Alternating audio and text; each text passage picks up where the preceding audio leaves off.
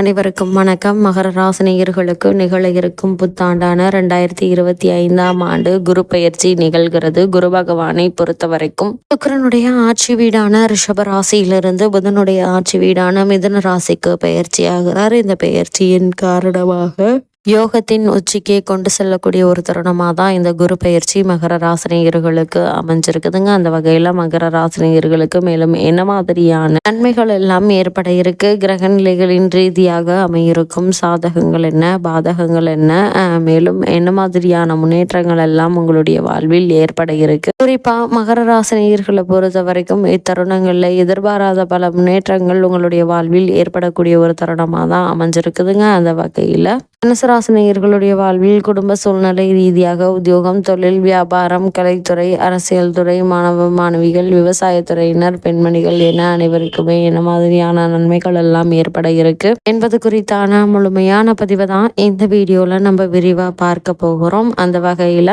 வகையில மகர ராசினியர்களுக்கு பொதுவாக ஜோதிட சாஸ்திரத்தின்படியின் ஆன்மீக ரீதியாகவும் குரு பகவான் ஞானத்திற்கு அதிபதியாக கருதப்படுகிறார். திருமணம் போன்றவை தடையின்றி நடக்க, நல்ல வேலை கிடைக்க, உயர்கல்வி பெற என வாழ்வின் முக்கிய நிகழ்வுகளுக்கு குருவினுடைய அருள் மிக மிக முக்கியம். இதனை குரு பார்க்க கோடி நன்மை என்பார்கள். குரு பகவானை நாம் சென்று தரிசிப்பது கோடி நன்மைகளையும் புண்ணியங்களையும் தருமா, அல்லது குருவினுடைய பார்வை நம் மீது விழுவதால் கோடி நன்மைகள் கிடைக்குமா என்று பார்க்கும்போது வாழ்வில் முன்னேற்றம், பலவிதமான நன்மைகள் பெறுவதற்கு குருவினுடைய ஆசை மிக மிக அவசியமாகுங்க. குருவினுடைய பார்வை இருந்தால்தான் எப்படிப்பட்ட பிரச்சனையாக இருந்தாலும் அதிலிருந்து மீண்டு வர முடியும் என்பது ஐதீகம். அப்படிப்பட்ட குரு பகவானை பொறுத்த வரைக்கும் ஆன்மீகத்தில் 2 பார்வைகளுக்கு மட்டுமே கோடி நன்மைகள் கிடைக்கும் என்று குறிப்பிடப்படுகிறது. ஒன்று குரு பார்வை, மற்றொன்று கோபுர தரிசனம். இதில் குருவினுடைய அருள் வாழ்க்கைக்கு எந்த அளவிற்கு முக்கியம் என்பதற்கு உதாரணமாக ஒரு கதை சொல்லப்படுவது உண்டு. அதாவது ஜோதிட சாஸ்திரத்தின் குருவாகன பிரகஸ்பதியிடம் தெய்வீக தன்மைகள் கொண்ட சாஸ்திரங்கள் பற்றி அறிந்து கொள்வதற்காக சந்திர பகவான் சென்றார். குரு பகவானும் தனக்கு தெரிந்த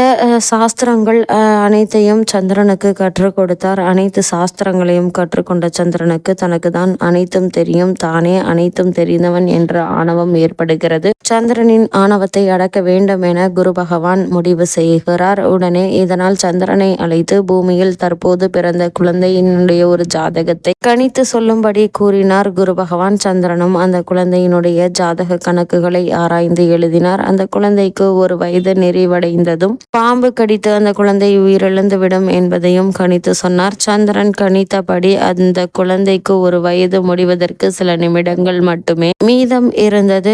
இந்த சமயத்தில் சந்திரனை அழைத்து கொண்டு வானவீதியில் உலா சென்றார் குரு பகவான். அந்த குழந்தைக்கு என்ன நடக்கப் போகிறது என்பதை இருவரும் கவனித்துக் கொண்டிருந்தனர். சந்திரன் கணித்தபடி அந்த குழந்தை படித்திருந்த தொட்டில் சங்கிலியின் மேலிருந்து ஒரு பாம்பு வளைந்து நெளிந்து குழந்தையை நோக்கி வந்து கொண்டிருந்தது. தான் கணித்தது சரியாக நடக்கிறது என்ற இருமாப்புடன் குரு பகவானை பார்த்து சிரித்தார் சந்திரன். ஆனால் குரு பகவான் அந்த குழந்தையே பார்த்து கொண்டிருந்தார். தன்னை நோக்கி ஏதோ ஒன்று பளபளப்பாக வருவதை பார்த்த குழந்தை அதை பிடித்து விளையாட முயற்சித்தது. உற்சாகத்தில் கை கால்களை வேகமாக அசைக்க துவங்கியது. இதனால் தொட்டில் வேகமாக ஆட துவங்கியது.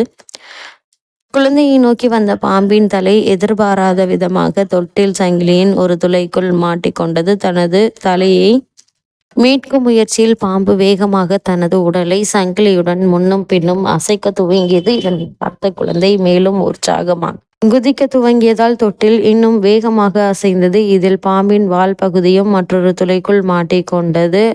தொட்டில் சங்கிலி வேகமாக ஆடியதால் அதில் உடல் இறுகி பாம்பு உயிரிழந்தது. குழந்தையும் முதல் வயதினை பூர்த்தி செய்து 2வது வயதில் அடியெடுத்து வைத்தது. இதனை கண்டு அதிர்ச்சியும் தனது தோல்வியை ஏற்றுக்கொள்ள முடியாமல் கோபமும் கொண்டான் சந்திரன். தான் கணித்த குழந்தையினுடைய ஜாதகத்தை மீண்டும் சரிபார்த்தான். கணிப்பு சரியாகவே இருந்தது. இதனால் பதற்றத்தில் ஜாதகத்தில் குரு பார்வை கூட இல்லையே, அப்புறம் எப்படி குழந்தை உயிர் பிழைத்தது என குரு பகவானிடம் கேட்டார். அதற்கு புன்னகையுடன் அமைதியாக பதிலளித்த குரு பகவான், ஜாதகத்தில் குரு பார்வை இல்லை என்றால் என்ன, அதுதான் நான் நேரிலேயே வந்து எனது முழு பார்வையையும் குழந்தை மீது செலுத்திக் கொண்டிருந்தனே, அதனால் தான் இது நேர்ந்தது. உனது ஜாதக கணிப்பு தவறில்லை, ஆனால் அதனால் வந்த ஆணவம்தான் தவறு என சந்திரனுக்கு அவரின் தவறினை எடுத்து கூறி உணர்த்தினார். குரு பகவான் தனது தவறை உணர்ந்த சந்திரனும் குருவினுடைய பார்வைக்கு இருக்கும் மகிமையை புரிந்து கொண்டார். அதே போல இது நவகிரகங்களில் ஒருவரான குருவின் அருளுக்காக மட்டுமல்ல, தான் கற்ற கல்வியால்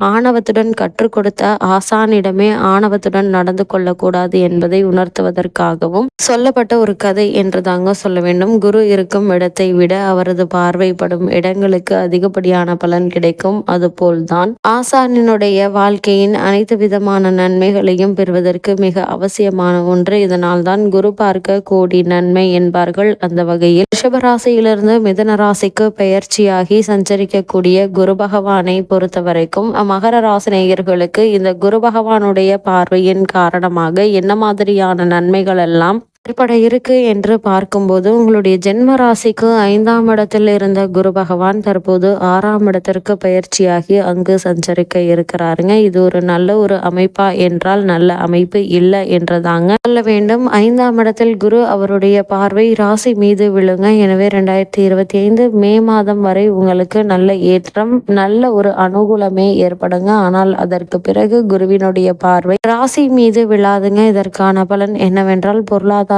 சார்ந்த விஷயத்தில் பெரிய ஏற்றம் இருக்காது. எதிர்பாராத மதிப்பு மரியாதை குறைவதற்கான வாய்ப்புகள் அதிகம் இருக்கு என்பதை கிரக நிலைகள் தெளிவுபடுத்துது. அதே போல் வீட்டில் சுப நிகழ்ச்சிகளை மேற்கொண்டு வரும் மகர ராசினரை பொறுத்த வரைக்கும் அந்த சுப நிகழ்ச்சிகளுக்கு தடங்கல்கள், தாமதங்கள் ஏற்படுங்க. புதிதாக எந்த விஷயத்தையும் ஆரம்பிக்க முடியாது, ஆரம்பிக்கவும் கூடாது. அப்படியே ஆரம்பித்தால் அவற்றில் ஏதாவது தடங்கல்கள், தாமதங்கள் ஏற்படுவதற்கான வாய்ப்புகள் உண்டுங்க. அதே போல் 2025 மே மாதம் முதல் ஒரு வருடம், அதாவது அதே போல் 2026 குரு பெயர்ச்சிக்கு பிறகு நன்மைகள் ஏற்படுங்க. அதுவரை நீங்கள் பொறுமை காக்க வேண்டுங்க. மிதுனத்தில் குரு பகவான் இருக்கும் வரை நிதான போக்கை கடைபிடிக்க வேண்டுங்க. பேச்சில் கவனம் செலுத்த வேண்டுங்க. அதே போல் திருமண சம்பந்தமான முயற்சிகளை மேற்கொண்டு வருபவர்களுக்கு அந்த முயற்சியில வரனை பற்றி தீர விசாரித்து ஆராய்ந்து அதற்கு பிறகு வரனை நிச்சயிப்பது நல்லதுங்க. காரணம், உங்களுக்கு தற்போது 7ரை சனியினுடைய கடைசி பகுதியில் இருப்பதால வரனை பற்றி தீர விசாரித்து ஆராய்ந்து அதற்கு பிறகு வரனை நிச்சயிப்பது